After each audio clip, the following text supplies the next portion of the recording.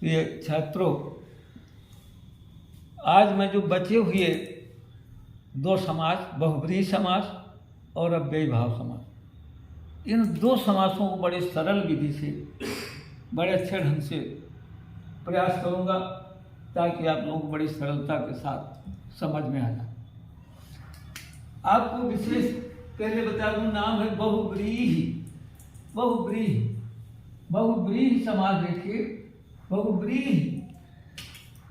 पहली चीज मैं लिखने में भी गौर करूंगा आपको कि बहुब्रीहि, उच्चारण भी ऐसा करेंगे। ब्री बड़ी ही छोटी, अक्सर ब्री छोटी बड़ी ही कर देते हैं, गलत है। बहुब्रीहि शब्द उच्चारण के अनुसार।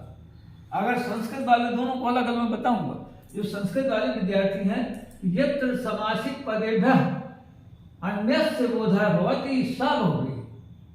देखिए संस्कृत वाला, अर्थात जहां पर दिए हुए शब्द को छोड़कर नए शब्द का बोध होता है, जो दिए हुए उस शब्द के अलावा एक नया शब्द का बोध हो जाता है, वहां बहुब्रीहि समास होता है, जो दिए हुए उनके अलावा।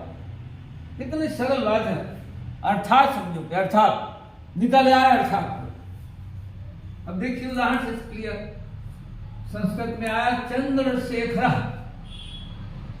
चंद्रशेखर हिंदी में अपन जब आएगा, हिंदी वाले समझो तो उसमें चंद्रशेखर भर लिखा रहेगा, और हो जाएगा चंद्रमा शिखा चोटी में जिसके वह।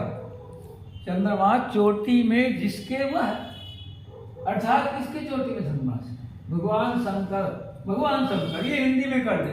हिंदी में जब आता है विग्रह और नाम तुरंत समझ गए क्या था। देखो लिखा चंद्रशेखर और चंद्रमा चोटी में जिसके वह, इनका कोई अर्थ ना होकर एक नया शंकर भगवान अर्थ निकल गया।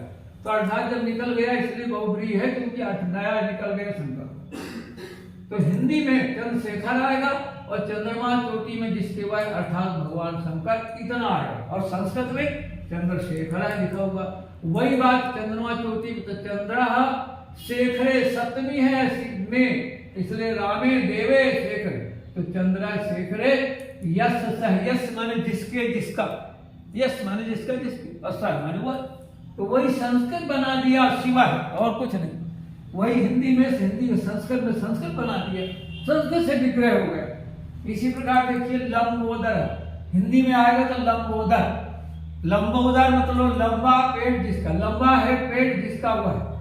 हिंदी में लंबा है पेट जिसका वह, अर्थात गणेश जी। गणेश जी को जिसका लंबा पेट। अब संस्कृत वालों को वही लंबा उदर और जिसका यश सा, लंबा उदर यश संस्कृत में हो गया। अर्थात देखो लंबा उदर यश है, और ये इनका शब्द ना होकर एक नया गणेश दिया निकल गया। तो जब अर्थात नया शब्द बन जाए वहां बहुब्रीहि समास। अब इसके बाद देखिए चक्रपाणि। तो हिंदी में आएगा चक्रपाणि, यानी चक्र हाथ में जिसके वह। चक्र हाथ में जिसके वह, कोष्ठक में विष्णु। कोष्ठक में विष्णु हो गए हिंदी में, और उसी की संस्कृत बना के चक्र हाथ में। पाणि मान होता है हाथ, तो हरि में सप्तमी बनता है हरऊ, तो सप्तमी लगा दिया पाणौ।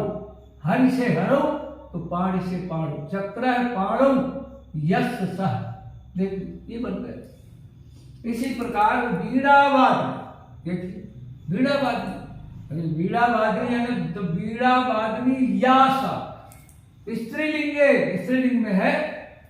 वीणा बजा, हिंदी में क्या आएगा? वीणा बजाने वाली जो वह, कोष्ठक में सरस्वती। नाम पूछ रहे हो तो समझ रहे थे वीणा बजाने जो, अर्थात नया अर्थ निकल गया सरस्वती, इसलिए बहुब्रीहि समास। और विग्रह करना तो हिंदी में वीणा बजाने वाली जो वह सरस्वती। संस्कृत में वीणावादनी यासा, या माने होता है जो संस्कृत, या माने जो स्त्री के लिए, और यह माने पुल्लिंग के लिए, और सह माने पुल्लिंग के लिए, वह सा माने स्त्री के लिए। तो यासा स्त्रीलिंग है। देखिए अब आ गया दशानन।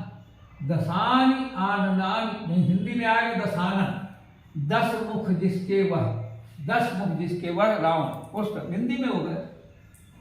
अब संस्कृत में तो दशानन है आएगा, और लिख दिया दशानी आननानि यश सह, 10 मुख जिसके वह, बहुवचन हो गया। इसलिए आननम आनने आना, फलम फले फला। इसी प्रकार अव्ययी भाव समास। अव्ययी भाव समास, अव्ययी भाव समास में आप ये देखिए, यस्य प्रथमम पदम अव्ययः प्रथम पदम अव्यय भवति तद अव्यय, जिसका पहला पद अव्यय होता है वो अव्यय भाव समास।